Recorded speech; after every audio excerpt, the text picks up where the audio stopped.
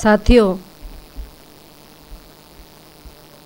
बहुजन समाज में जन्मे उन सभी महापुरुषों के चरणों में नमन करती हूँ जिन्होंने अपना पूरा संपूर्ण जीवन इस मूल निवासी बहुजन समाज की हक और आज़ादी के लिए अपना कुर्बान कर दिया।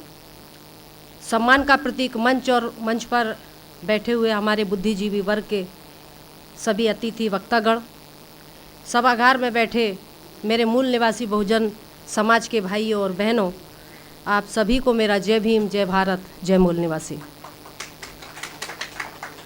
साथियों,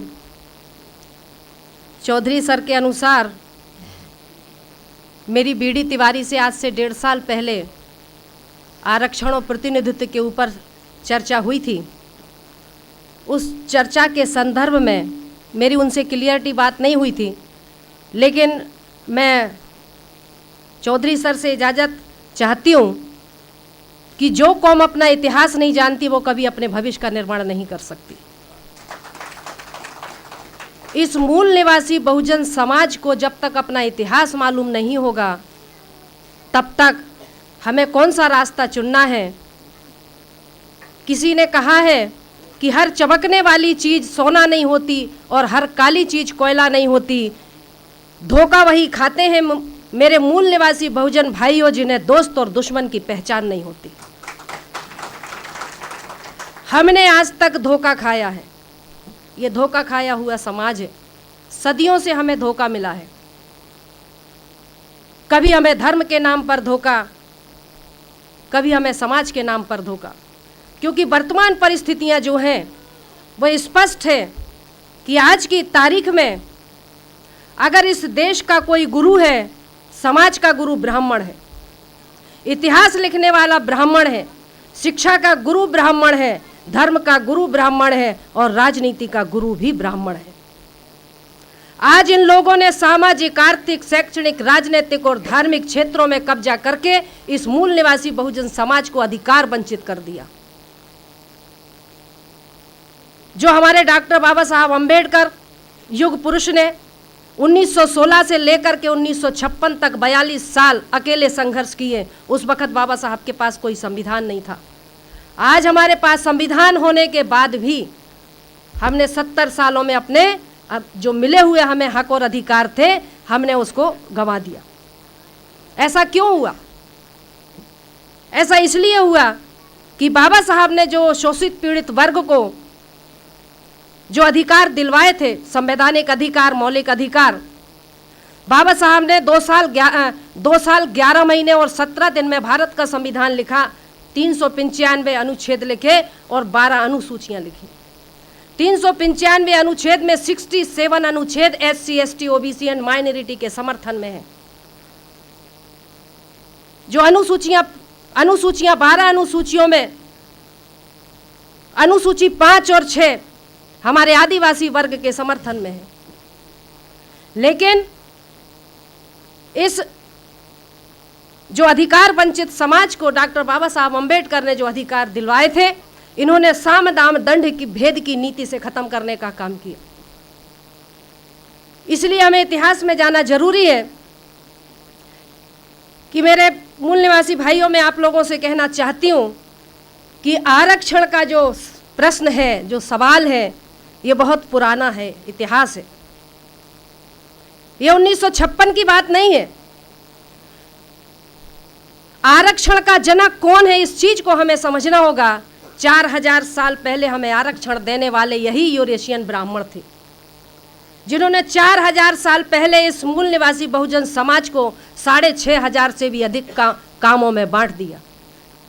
ये मूल निवासी बहुजन समाज के बीच में कोई भी जाति नहीं थी, कोई भी वर्ग नहीं था, कोई भी भेद नहीं था, कोई भी कामों का बंटवारा नहीं था।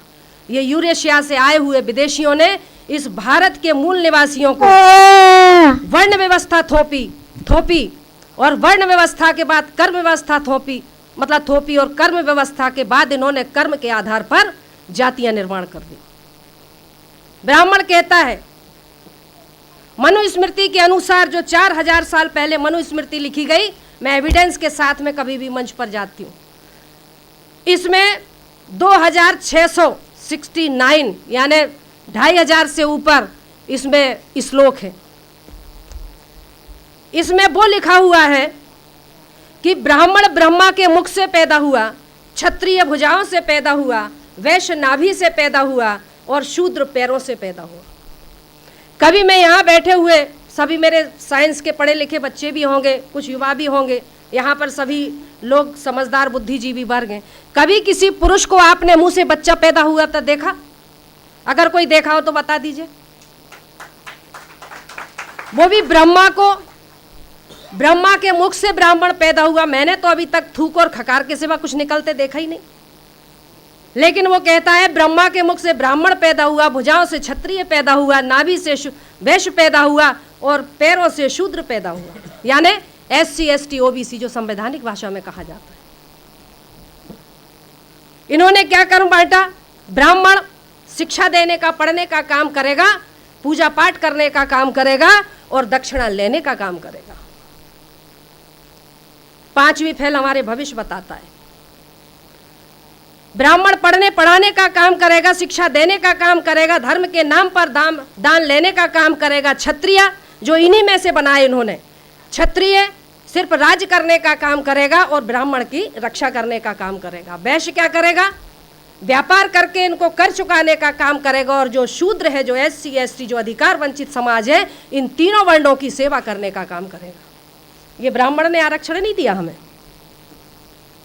आरक्षण खत्म करने की बात कहते हो। 4000 साल पहले जो आपने मनुस्मृति के माध्यम से हमारे मूल निवासी बहुजनों को जो आरक्षण दिया, उसको तो खत्म कर दो।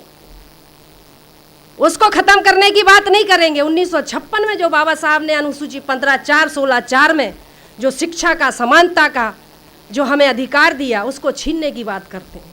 मनुस्मृति में लिखा है शूद्र जाति के लोग ताजा भोजन नहीं कर सकते, मरघट के उतरन कपड़े पहनेंगे, मरघट के जो मुर्दे के हैं वो कपड़े पहनेंगे, ताजा भोजन नहीं करेंगे, सोने चांदी के जेवर नहीं पहनेंगे, मतलब किसी धातु के बर्तन में खाना नहीं खाएंगे, मिट्टी के बर्तन में खाना खाएंगे। गांव से अलग उनकी बस्तियां होंगी, जहां पर सवर्णों की गंदगी बहती है, बाथरूम लेटरिन बहती है, वहां पे हमारे घर होंगे, मरघटों के किनारे हमारे घर होंगे। हम लोग बोल नहीं सकते थे। क्या लिखा मनुस्मृति में? कि यदि शूद्र जाति के लोग कहीं अगर किसी धर्म ग्रंथों को अगर पढ़ते हुए मिल जाए तो उनकी जीवा काट लो। मैं नहीं बोल रही हूँ, मेरे बाप ने नहीं लिखी है ये, मेरे बाप ने नहीं लिखी। शूद्र जाति के लोग अगर कहीं धर्म शास्त्रों को पढ़ते हुए मिल जाए तो उनकी जीवा काट लो। अगर सुनते हुए मिल जाए तो कान में गरम शीशा करके डाल दो। अगर ब्राह्मण को निगाह भर करके देख लें, ठाकुरों को देख लें, तो उनकी आंखों में सरिये डाल दो। और अगर ठाकुर पंडित बनिया के बगल से बैठे हुए मिल जाए तो उनके पीछे का हिस्सा काट लो। ये किसने दिया आरक्षण? उन्होंने अपने इस धर्मशास्त्र में लिखा कि अगर किसी समाज को गुलाम बनाना है तो शूद्र जाति के घरों में रहने वाली महिलाओं को धार्मिक गुलामी में थोप दो। 7 पीढ़ियां हमारी गुलामी करेंगी। आज हमारी महिलाएं करवा चौथ और हरतालिका और ना जाने कौन कौन से व्रत रहती हैं।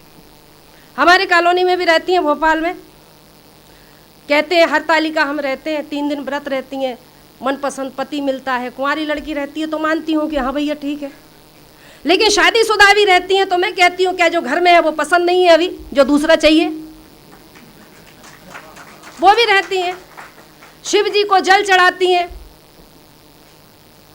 मतलब ब्राह्मण की जो सामाजिक जो धार्मिक व्यवस्था है, समाज का गुरु ब्राह्मण, SC ST OBC, चमार भंगी बसोड़ धोबी तेली नाई काछी कुमार डोम डमार मांग महार मंगी, दुनिया भर की 6500 से अधिक जातियों का निर्माण कर दिया। समाज को बंटवारा करने वाला ब्राह्मण, बंटने वालों का कोई उद्देश्य नहीं था, बंटने वालों का कोई उद्देश्य नहीं था, हम लोगों का कोई उद्देश्य नहीं था, लेकिन बांटने वालों का उद्देश्य था। उनने हमें 6500 से अधिक जातियों में बांटा, कर्म निर्धारित कर दिए। तू भंगी, तू सफाई का काम करेगा, तू चमड़े का काम करेगा, तू तेल निकालेगा, तू कपड़े धोएगा, तू खाना बनाएगा, तू मकान बनाएगा, तू बर्तन बनाएगा, तू बेल ढोर चलाएगा। जो चमड़े का काम करता था वो चमार, जो तेल निकालता था वो तेली, जो गंदगी साफ करता था वो भंगी। भंगी कौन है? वो हमारा समाज है, वो कोई दूसरे कहीं से आए हुए नहीं है। वाल्मीकि समाज हमारा समाज है, क्योंकि ब्राह्मणों के नियमों के अनुसार ये था कि यदि कोई ब्राह्मणों की आज्ञा का अवहेलना करता है तो उसको जाति से वंचित कर दो, उसको मृत्यु दंड तय है। हमारे लोगों ने यदि उनके लिए संघर्ष किया तो उनको उतने ही गंदे काम सौंपे गए और आज उनको समाज से भंग कर दिया। बहुवचन में समाज से भंग, समाज को भंगी कहा गया। ये हमारे अपने लोग हैं, हमारा ब्लड रिलेशन है। लेकिन आज हमारे SC ST के जो लोग हैं, SC में 1075 जातियां हैं, ST में 750 जातियां हैं, पिछड़े वर्ग में 350 से अधिक जातियां हैं। जिन्होंने ज़्यादा संघर्ष करा, इनका मुकाबला किया, इनसे डरे नहीं, उनको उतने ही गंदे पैसे सौंपे गए जो अनुसूचित जाति, संवैधानिक भाषा अनुसूचित जाति के नाम से जाने गए। जिन्होंने ब्राह्मणों की गुलामी स्वीकार नहीं करी हमारे ही लोग, और जो जंगलों की तरफ भाग गए वो आदिवासी कहलाए। और जिन्होंने ब्राह्मणों की जी हजूरी करी, गुलामी स्वीकार करी और उन्होंने कहा तुम जो करोगे हम करेंगे, वो पिछड़े वर्ग के लोग कहलाए। आज सबसे ज्यादा अगर देश में गुलाम है और अगर शूद्र जिसको नाम दिया है तो कौन है? वो पिछड़ा वर्ग का लोग है। आज पिछड़े वर्ग के पीछे दुश्मन छिपा हुआ है। आज पिछड़े वर्ग के माध्यम से हमारे ऊपर अन्याय अत्याचार होता है, जबकि वो हमारा बड़ा भाई है। वो नहीं जानता कि ये SC और ST के लोग मेरे छोटे भाई हैं और मैं किन के कहने में ये अन्याय अत्याचार कर रहा हूँ। जिन्होंने ब्राह्मणों की गुलामी से, उनके अन्याय और अत्याचारों से तंग होकर जो माइनॉरिटी के लोग कहलाए, जैसे मुस्लिम है, सिख है, बुद्धिस्ट है, ईसाई हैं, जैन है, ये हमारे लोग हैं, धर्म परिवर्तित लोग। ये मूल निवासी Bahujan Samaj 50% SC ST OBC and minority, ये हमारे वर्ग के लोग हैं। और आज जो हमारे वर्ग के लोग हैं यही अधिकार वंचित लोग हैं। आज इन अधिकार वंचित लोगों के हक और अधिकारों को खत्म करने के लिए अभी कुछ देर पहले राष्ट्रपति जी का जिक्र हो रहा था। रामनाथ कोविंद जी, बहुत सारे लोग मैंने पेपर में देखा रामनाथ कोविंद जी का स्वागत करने के लिए दिल्ली तक पहुंचे। साथियों, मैंने पहले कहा कि जो कौम अपना इतिहास नहीं जानती वो अपने भविष्य का निर्माण नहीं करती। रामनाथ कोविंद है कौन, ये हमें समझना होगा। रामनाथ कोविंद वही है जब डॉक्टर बाबा साहब अम्बेडकर भंडारा से चुनाव लड़ने के लिए खड़े हो गए थे और चुनाव हार गए थे। तब जगजीवन राम की बेटी जो मीरा कुमार है उसको भी राष्ट्रपति पद के लिए खड़ा किया गया था। जगजीवन राम जी ने डॉक्टर बाबा साहब अम्बेडकर के पंडाल पर पत्थर फेंकने का काम करा था। दूसरा, रामनाथ कोविंद, मैं राजनीति नहीं हूं, मैं राजनीतिक महिला नहीं हूं, ना मैं राजनीति समझती हूं, लेकिन जितना मेरा अध्ययन है और जितना मैं वाच करती हूं कि रामनाथ कोविंद वही है जिन्होंने संविधान की समीक्षा के लिए, जब उस वक्त अटल बिहारी वाजपेयी प्रधानमंत्री बना था, तो अटल बिहारी वाजपेयी ने कहा था कि रामनाथ कोविंद जी मुझे SC ST OBC के सिग्नेचर चाहिए ताकि मैं संविधान की समीक्षा कर सकूं। रामनाथ कोविंद गुलाम जो राष्ट्रपति हैं, उन्होंने क्या किया? 60 राज्यसभा सदस्यों के सिग्नेचर करके, सहमति करके अटल बिहारी वाजपेयी को दे दिए कि हाँ आप संविधान की समीक्षा कीजिए। रामनाथ कोविंद ने जब ये सौंपा, उसी दिन से भारत के संविधान की समीक्षा होनी चाहिए, होनी चाहिए, होनी चाहिए, ये मुद्दा उठा। और साथियों, रामनाथ कोविंद को जो राष्ट्रपति बनाया गया, ये बिना षड्यंत्र के नहीं बनाया गया। ब्राह्मण चरित्र में परिवर्तन करता है लेकिन उद्देश्य से कभी परिवर्तन नहीं करता। उनका क्या है? मैं राजनीतिक नहीं हूं, लेकिन साहब राज्यसभा सदस्य रहे। राष्ट्रपति को जिस राज्य का जो राज्यपाल होता है वो एक क्या बोलेंगे उसको, एक विचार भेजता है। क्या बोलेंगे सर उसको? मतलब एक विचार भेजते हैं कि संविधान की समीक्षा होनी चाहिए कि नहीं। राज्यपाल के द्वारा राष्ट्रपति को यह विधेयक पहुंचाया जाता है और राष्ट्रपति उस पर अपनी सहमति देता है कि हाँ संविधान में बदलाव होना चाहिए, समीक्षा होनी चाहिए। रामनाथ कोविंद को अनायास ही कोई दलित को मतलब राष्ट्रपति बनाना कोई ऐसे ही नहीं बनाया है, योजनाबद्ध तरीके से हुआ है। तो साथियों, इस तरह से जो हमारे हक और अधिकारों को छीनने का काम जो इन लोगों ने किया, वो कोई ऐसी बात नहीं है कि ऐसे ही कर दिया हो, क्योंकि आज हम देख रहे हैं कि लगे हैं लहू के रंग जिनकी गिरेवा पर, लगे हैं लहू के रंग जिनकी गिरेवा पर, वही आज स्वच्छता अभियान की बात करते हैं। हमारी बर्बादी गुजरात से शुरू हुई गांधी के समय पर, और आज भी बर्बादी जो शुरू हुई है वो गुजरात से ही हुई है। 2000 तक नरेंद्र मोदी सामान्य था। आरएसएस का प्लानिंग देखिए, 2000 तक नरेंद्र मोदी जो प्रधानमंत्री है, या ऑन रिकॉर्ड हो रहा है, सीबीआई भी होगी, सब कुछ होंगे, लेकिन मैं नहीं डरती, क्योंकि मैं ऐसे वामसेव संगठन की कार्य करता हूं जो बिना एविडेंस के कोई काम नहीं करता, बिना प्रूफ के कोई काम नहीं करता। ये धोखा खाया हुआ समाज को कभी धोखा देने का काम नहीं करता। जो सच होगा वही बोलेंगे, नहीं तो समाज को धोखा नहीं देंगे। 2002 तक नरेंद्र मोदी जनरल था, और 2002 के बाद जब जाति आधारित जनगणना हुई तो नरेंद्र मोदी को पिछड़े वर्ग में डाल दिया, चाय बेचने वाला दे। कितने बैठे हैं जिन्होंने चाय पी हो मोदी की? कितने बैठे? आप देखिए, जब नरेंद्र मोदी स्कूल कॉलेज में पढ़ते थे उस वक्त कंप्यूटर चलता ही नहीं था, लेकिन नरेंद्र मोदी की मार्कशीट कंप्यूटर से बन करके आ रही है। मैं पूछती हूँ, पहले बीए होता है या एमए होता है? पहले बीए होता है ना, उसके बाद ही तो एमए होगा ना, लेकिन पहले बीए एमए करा, उसके बाद बीए करा। सोचिए, कार्यपालिका, न्यायपालिका, विधायिका और मीडिया पर, ये बिकाऊ मीडिया पर आज ब्राह्मणों का कब्जा है। आज हाई कोर्ट में, मतलब सुप्रीम कोर्ट में 21 जज हैं, 21 में से 19 ब्राह्मण हैं। प्रधानमंत्री कार्यालय में एक भी एससी एसटी का नहीं है, ओबीसी का नहीं है, पूरे के पूरे सवर्ण भरे हुए हैं। क्या व्यवस्था है, क्या प्लानिंग है? बाबा साहब ने 1927 में मनुस्मृति की होली जलाई थी। इसकी 2027 में संविधान की होली जलाने का प्लान है। मैं ये आपको लिख करके देती हूँ। अगर भारत में बाबा साहब का संविधान नहीं बचा तो हम और आप नहीं बचेंगे, ये निश्चित मान के चलिएगा। बाबा साहब के संविधान को आरएसएस के लोग खत्म करने की पूरी प्लानिंग है, और संविधान बदलने की ये पूरी साजिश है। देखिए,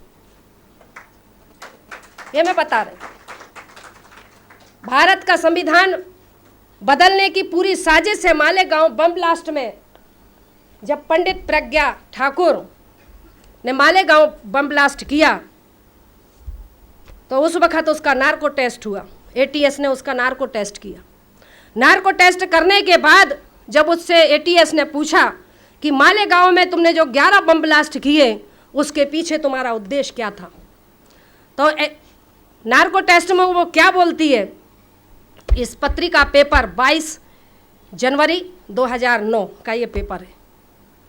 22 जनवरी 2009 का पेपर पत्रिका, ये भोपाल से निकलता है, और भोपाल के पत्रिका पेपर में क्या दिया कि मालेगांव, मतलब मालेगांव बम ब्लास्ट के संदर्भ में उसका बयान है कि अभिनव भारत की आड़ में हम भारत का नाम परिवर्तन करना चाहते थे। क्या नाम रखना चाहते थे? पूछा गया, आर्यव्रत। आर्य यानी ब्राह्मण, क्योंकि हमारे देश में जब आर्य आए, हमारे देश में आर्य आए, हूण आए, शक आए, फ्रांसीसी आए, मुगल आए, अंग्रेज आए, ये सब चले गए, लेकिन आर्य आज तक नहीं गया। आज आर्य जो यानी वर्तमान का जो ब्राह्मण है वही आर्य का वंशज है। तो हम आर्य व्रत रखना चाहते थे। दूसरा उद्देश्य, भारत में जो रक्षा मंत्री पद है उसको धर्म रक्षा मंत्री के नाम पर पद रखना, नाम मतलब पद निर्माण करना चाहते थे। तीसरा उद्देश्य, भारत का झंडा परिवर्तन करना चाहते हैं।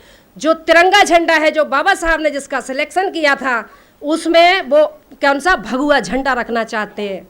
चौथा, उनका भारत का संविधान परिवर्तन करना चाहते हैं। 4528 पेज का आर्य संविधान आज भी अटल बिहारी वाजपेयी के पास लिखा हुआ रखा है। और पांचवा उद्देश्य, भारत की एक विशेष जाति से बदला लेना। भारत की विशेष जाति कौन है? अगर संविधान बदलना चाहते हैं तो हम हुए, नहीं बदलना चाहते हैं तो मुस्लिम हुआ। मैंने सोचा मुस्लिम होगा, लेकिन नहीं साथियों, मुस्लिम कोई विदेश से आया हुआ नहीं है। ब्राह्मणों के अत्याचारों से दुखी होकर के ही हमारे ही लोगों ने इस्लाम धर्म को कबूल किया। ये हमारे अपने लोग हैं जिनको हम अपना दुश्मन मानते हैं, लेकिन ब्राह्मणों ने SC ST OBC को हिंदू बना करके आज मुसलमानों के विरोध में लड़वाने का काम करता है। भारतीय संविधान के अनुच्छेद 340, 341 और 342 के तहत अनुसूचित जाति, आदिवासी, पिछड़े वर्ग के लोग हिंदू नहीं हैं, फिर भी हम हिंदू कहे जाते हैं। हिंदू का मतलब होता है जो दीन होता है, जो दलित होता है, जो तिरस्कृत होता है, जो चोर होता है, वो हिंदू। क्योंकि जब अकबर हमारे देश में आया था, जब उसने जजिया कर मांगा था और जजिया कर देने से ब्राह्मणों ने मना कर दिया था, उन्होंने कहा कि तुम भी विदेशी, हम भी विदेशी, यहाँ के लोगों से लो ना। कहते ये तो हीन है, ये तो देते ही नहीं है, ये तो तिरस्कृत लोग हैं, बहिष्कृत लोग हैं। तो उन्होंने हमको नाम दिया था हीन। फिर इन्होंने बाद में हिंदू 1922 में RSS के लोगों ने, जो हैंडगवार, जो ढोरों का डॉक्टर है ना, RSS का स्थापना करने वाला हैंडगवार जो ढोरों का डॉक्टर है, उसने 1922 में आर्य समाज की स्थापना करी, हिंदू महासभा की स्थापना करी। और उसने 1922 के बाद 1924 में उन्होंने जनसंघ का निर्माण किया, आर्य समाज का उसका निर्माण किया 1924 में, और 1980 में फिर उसको भारतीय जनता पार्टी का नाम दिया। चटर्जी, बनर्जी, मुखर्जी नाम के 3 ब्राह्मणों ने कांग्रेस, जिसको हम आज पार्टी बोलते हैं, उसमें एक अंग्रेज भी था, 1885 में चटर्जी, बनर्जी, मुखर्जी नाम के 3 ब्राह्मणों ने एक मनोरंजन क्लब बनाया। मनोरंजन क्लब बनाने के बाद उनके दिमाग में आया कि इसको मनोरंजन क्लब बनाने के बजाय इसको बना तो दिया, इसको कांग्रेस पार्टी बना दी जाए। अंग्रेजी शासन में कांग्रेस पार्टी बनी। बनर्जी, चटर्जी और मुखर्जी नाम के 3 ब्राह्मणों ने कांग्रेस ब्राह्मणों की, बीजेपी ब्राह्मणों की, कम्युनिस्ट ब्राह्मणों की, देश में आज कोई भी ऐसी एक पार्टी नहीं है जो ब्राह्मण, ठाकुर, बनिया विहीन पार्टी हो। आज एक तरफ मूल निवासी बहुजन समाज के 85% लोग हैं, दूसरी तरफ जो है वो लोग हैं जिनमें ब्राह्मण, ठाकुर, बनिया है। लड़ाई हमारी किससे है? किससे लड़ रहे हम? किससे लड़ रहे? क्योंकि मूल निवासी बनाम विदेशी, मूल निवासी बनाम विदेशी। आज कोई भी पार्टी ऐसी नहीं है जिसमें ब्राह्मण, ठाकुर, बनिया ना हो। इसीलिए हमारे अधिकारों को आज छीना जा रहा है। जब जब हमारे सेनापतियों का नेतृत्व भर करके आता है, तब तब हमारे सेनापतियों का शिकार होता है। संत कबीर का शिकार हुआ, संत रविदास की हत्या हुई, छत्रपति शिवाजी महाराज के दाहिने अंग से उनके मतलब यानी ब्राह्मण ने, कोकोनस्थ ब्राह्मण ने 500 मोहरें लेकर के दाहिने पैर के अंगूठे से छत्रपति शिवाजी महाराज का राज्याभिषेक किया। छत्रपति शाहू जी महाराज ने 1901 में सबसे पहले आरक्षण देने का काम करा कि अधिकार वंचित जो समाज है इसको मैं आरक्षण दूंगा। 1901 में 1908 में अंग्रेजों ने सोचा कि ये वाकई में अधिकार वंचित समाज है, इनको कुछ देना चाहिए, क्योंकि छत्रपति शाहू जी महाराज जो कोल्हापुर के राजा थे, उन्होंने 50% इस वंचित समाज को आरक्षण दिया, जिनको इसीलिए उनको आरक्षण का जनक कहा जाता है। 50% आरक्षण 1908 में अंग्रेजों ने विचार किया और 1935 में अंग्रेजों ने इसके लिए एक कानून बनाया कि इनके लिए अधिकार मिलना चाहिए। और 1942 में बाबा साहब ने इस अधिकार वंचित समाज को हक और अधिकार के लिए आंदोलन किया। और 1930, 31, 32 में गोलमेज सम्मेलन में जाकर के बाबा साहब ने हमें 3 अधिकार लेकर के आए। प्रतिनिधित्व का अधिकार, 2 वोट का अधिकार, प्रौढ़ता का अधिकार। इस बनिया गांधी ने 3 दिन का उपवास रहा, मतलब 1931-32 में यरवदा जेल में व्रत पर रह गया और कहने लगा, मैं दलितों के लिए जो तू अधिकार ब्रिटिश शासन से लेकर के आया है, मैं अपने जान की बाजी लगा दूंगा, लेकिन तुझे अधिकार नहीं दूंगा तेरे समाज को। हम लोग कहते हैं दे दी हमें आज़ादी बिना खड़ग बिना ढाल, साबरमती के संत तूने कर दिया कमाल। आज हरिजन कहने वाला यही गांधी है। बाबा साहब ने कभी गांधी को मिस्टर गांधी कहते थे, गांधी जी कभी नहीं कहा। और किसी के लिए मैं सम्मानपूर्वक तरीके से बोलूं, जिसने मेरे समाज का सत्यानाश किया, मैं उसको सम्मान दूं, यह किसी भी संविधान में नहीं लिखा, किसी भी संविधान में नहीं लिखा। जो मेरे समाज की हक और अधिकारों के और उनके अधिकारों को उनको भिखारी बना करके छोड़ने वाले हैं, मैं उनको सम्मान दूं, ये जरूरी नहीं है।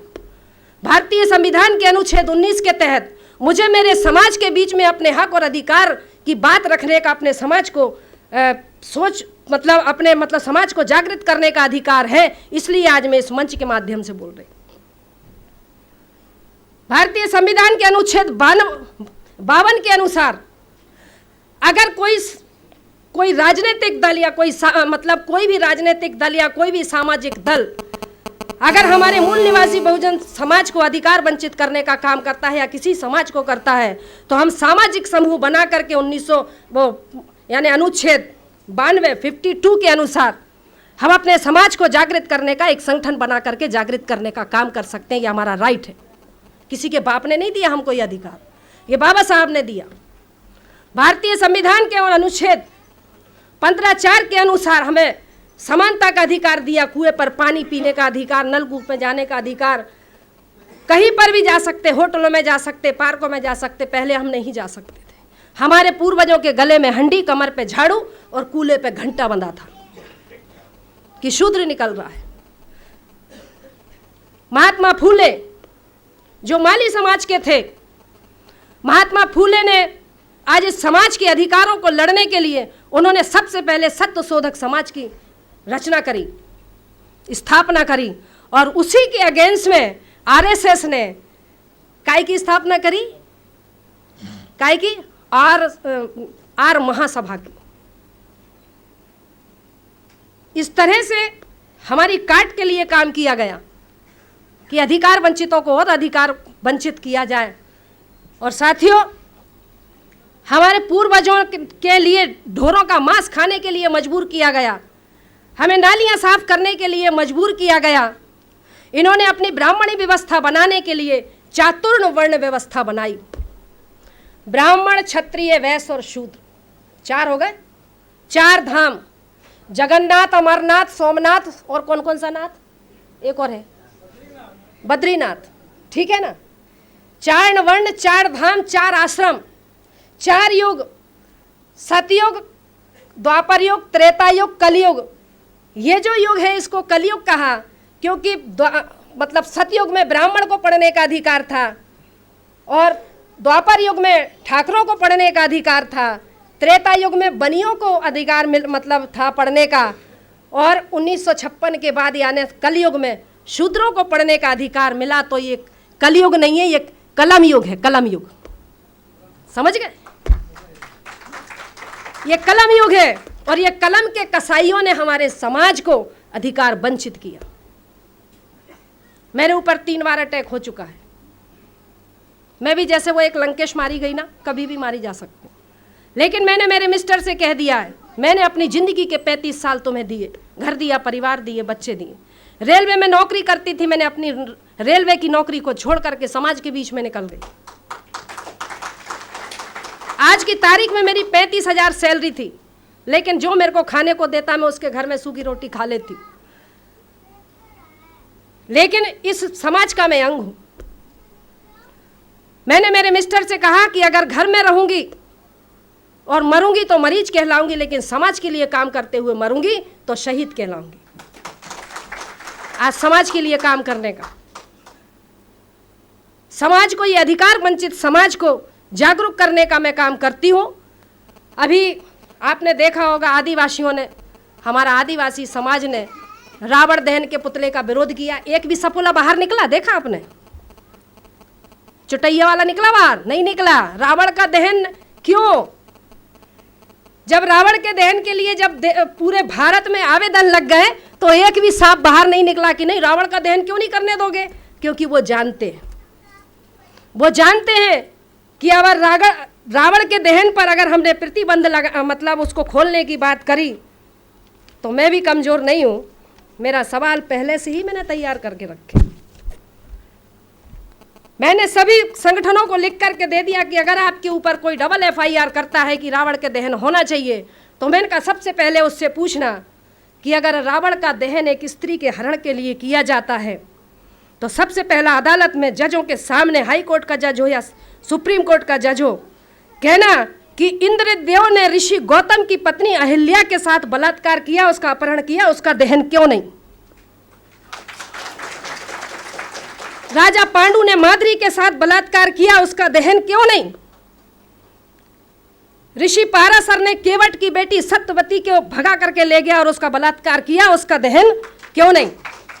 बृहस्पति की पत्नी तारा का हरण वन मंत्री चंद्र ने किया। ये मैं नहीं कह रही हूं, उनके धर्मशास्त्र कह रहे जो उनके बाप दादों ने लिखे। तो वन मंत्री चंद्र ने अपहरण कर बलात्कार किया, उसका दहन क्यों नहीं? ब्रह्मा ने अपनी पुत्री सरस्वती का अपहरण किया, बलात्कार किया, उससे बेटी पैदा करी, उसका दहन क्यों नहीं?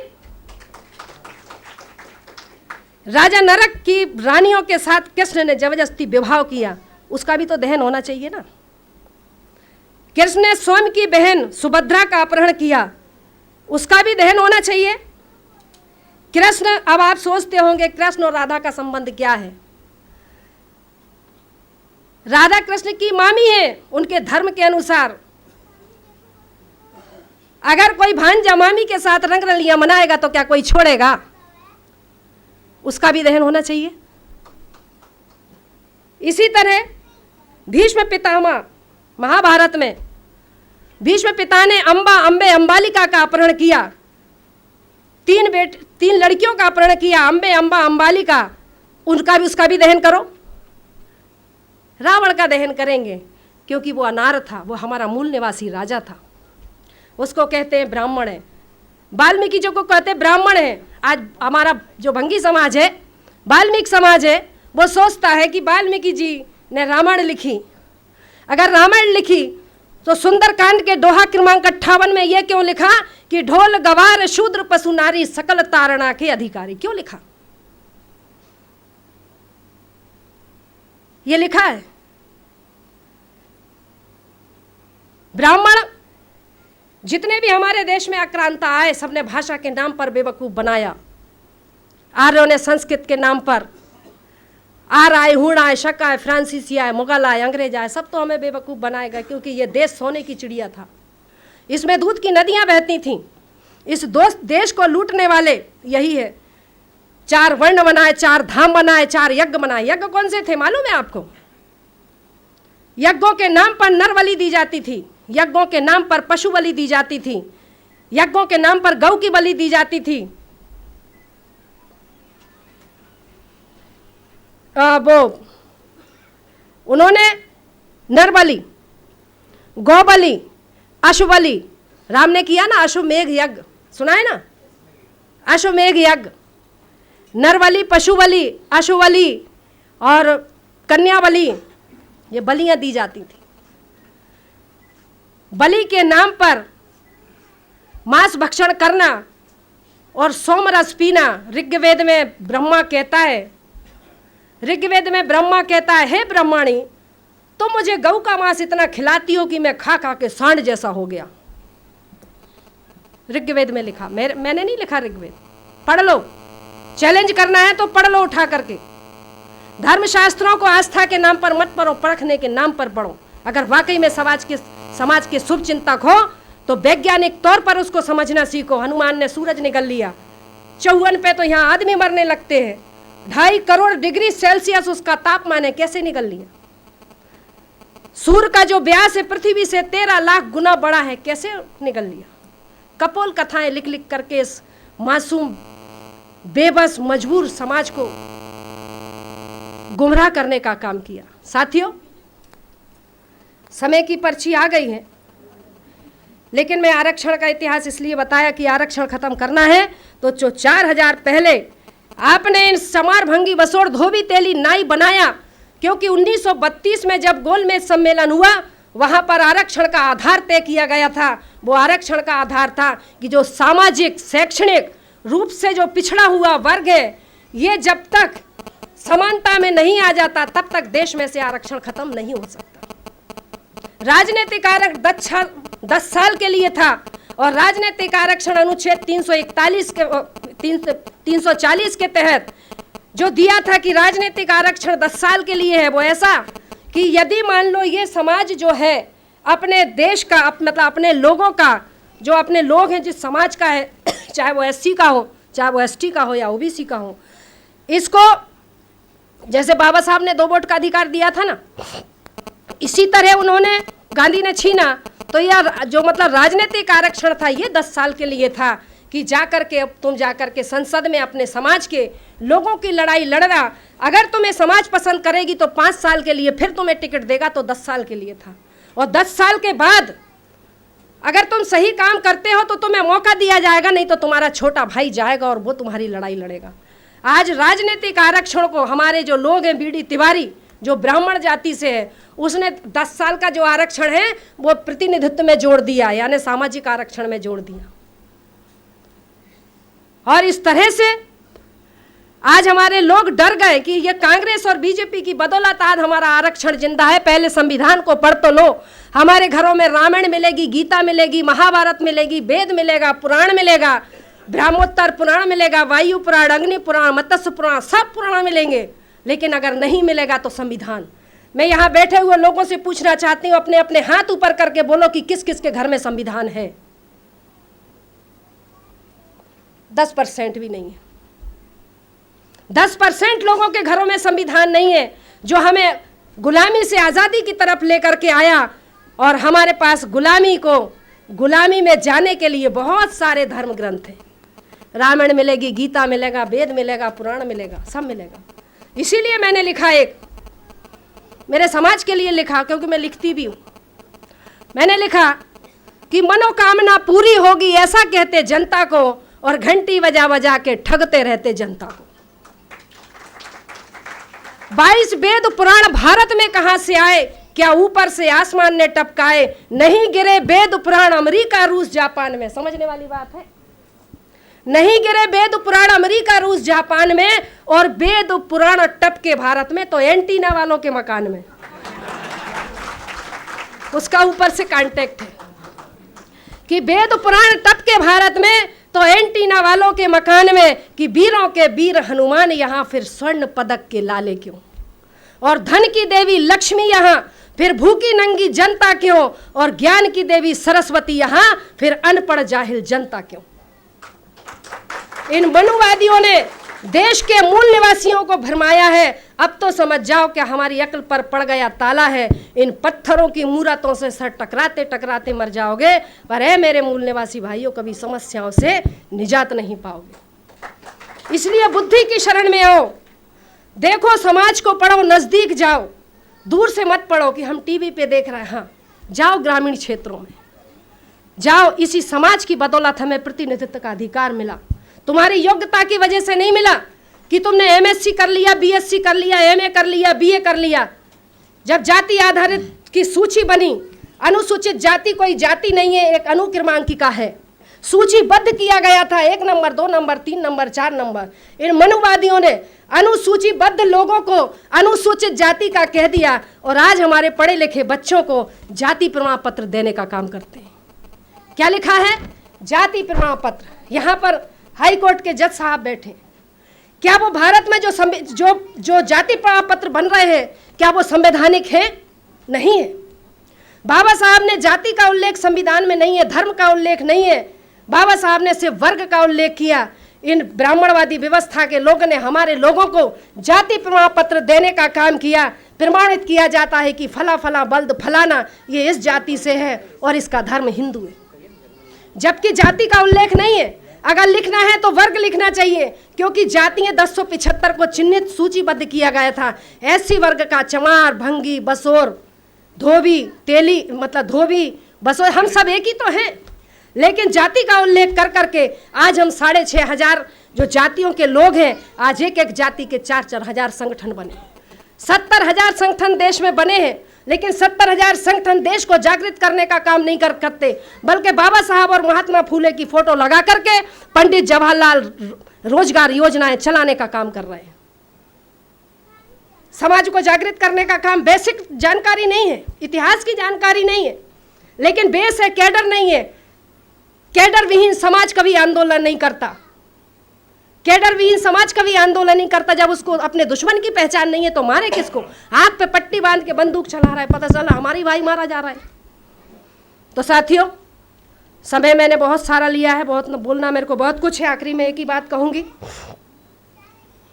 कि मेरी ज़िंदगी का जो मकसद है, एक जंगल में आग लगी थी, एक जंगल में आग लगी थी। हाथी बहुत से खड़े खड़े देख रहे थे कि इस जंगल की आग में बहुत सारे पशु पक्षी जीव जंतु जल जल के मर रहे हैं। हाथी खड़े देख रहे थे। एक चिड़िया थी, वो बेचैन होकर के इधर उधर घूम रही थी और अपनी छोटी सी चोंच में से पानी ला करके उस जंगल की आग पर डालने का काम कर रही थी।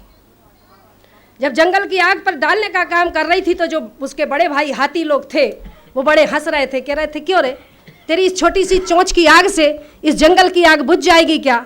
तो चिड़िया बोलती है, मेरे भैया, जंगल की आग बुझेगी या नहीं बुझेगी मैं नहीं जानती, पर मेरा नाम आग लगाने वालों में नहीं, आग बुझाने वालों में जरूर शामिल किया जाएगा।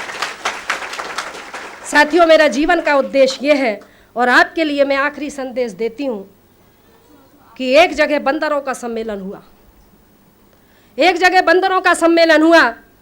बंदरों ने सोचा हमें भी इंसान बनने का अधिकार है, हम क्यों इनकी इतनी अत्याचार, ये मदारी हमें जब देखो हमारे पिछवाड़े पर डंडा मारता रहता, हमें बीच रोड पे नचाता रहता। हम भी लोगों को इकट्ठा करके समाज को जागृत करने का, अपने जो हमारे लोग हैं उनको जागृत करने का, बंदरों को जागृत करने का काम करते हैं। और जागृत करते करते उन्होंने एक सम्मेलन आयोजित किया, बहुत सारे बंदरों को बुलाया, बहुत सारे बंदर आए। कुछ लोग कहते फालतू का काम है, ये सम्मेलन करने से क्या होगा, क्या हमारा भला हो जाएगा? कुछ लोग बैठे रहे, कुछ लोग सुन करके चले गए, कुछ उसका बहिष्कार करके चले गए, कुछ आए कुछ नहीं आए।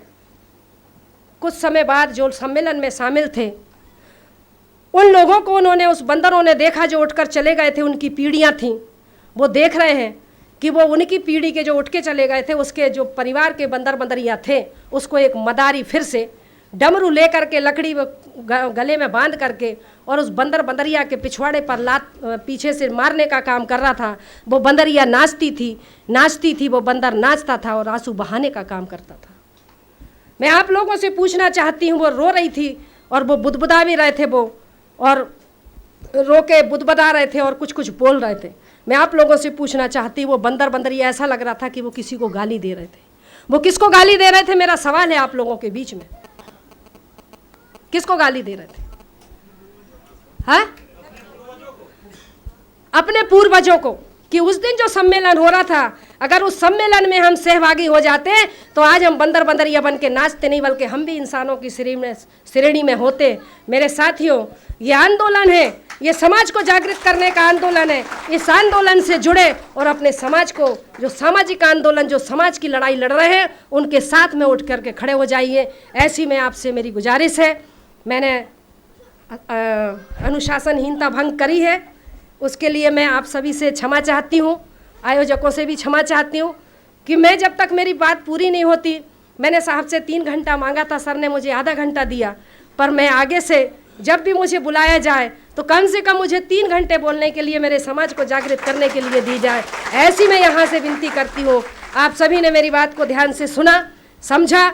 और हाई कोर्ट के जज साहब को ईवीएम के विषय में मैं बताना चाहती हूँ। सुप्रीम कोर्ट, ये हाई कोर्ट का डिसीजन 8 अक्टूबर 2013 को सुप्रीम कोर्ट का जो डिसीजन है, वो आदेश होता है कि ईवीएम विदाउट पेपर ट्रेल चुनाव ना करवाए जाएं। 2014 में जो भारत निर्वाचन आयोग है उसने नाजायज तरीके से चुनाव करके नाजायज सरकार केंद्र में बिठाई। अगर चुनाव नाजायज है तो प्रधानमंत्री जायज कैसे हो सकता है? वो भी नाजायज है।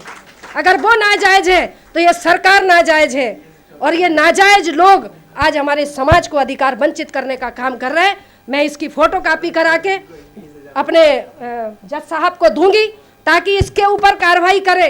बाल सुब्रमण्यम स्वामी, प्रकाश करात, अटल बिहारी वाजपेयी और बहुत सारे 10-12 नेताओं ने मतलब हाई कोर्ट में अपील करी थी 2009 में, 2011 में, 2013 को डिसीजन आया, फिर भी इन्होंने नाजायज़ तरीके से 2014 को चुनाव लड़वाया और नाजायज़ सरकार पूरे देश में बनाई।